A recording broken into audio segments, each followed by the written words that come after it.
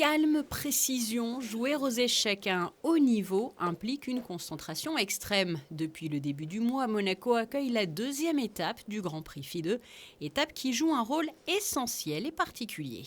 Les deux joueuses qui vont terminer premières du classement général du Grand Prix vont se qualifier pour le tournoi final de qualification pour le championnat du monde. Donc évidemment, il y a un enjeu très important. On note en général dans les échecs féminins qu'il y a un peu plus de combats ou dans le sens un peu plus de résultats décisifs que parmi les hommes.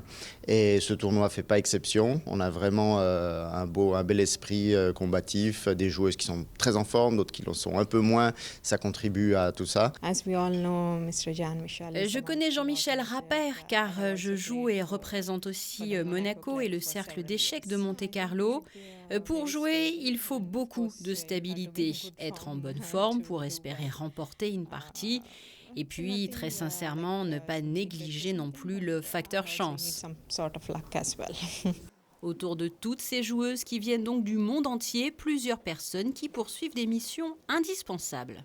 Là, le rôle de l'arbitre sur ce type de compétition va être limité essentiellement au rapport entre l'organisateur et les joueuses. On va servir de relais pour tout ce qui est conditions de jeu, parce qu'on veille vraiment au confort des joueuses. Elles doivent être dans des conditions parfaites, aussi bien sur la température, la lumière, le son, qu'elles ne soient pas dérangées, puisqu'elles doivent être absolument concentrées.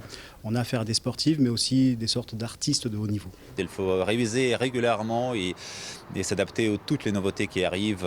Par exemple, on est obligé de gérer à peu près 2000 parties par semaine, 2000 nouvelles parties. Donc il y a une base énorme qu'il faut savoir gérer. Donc la connaissance, la vitesse, c'est le deuxième.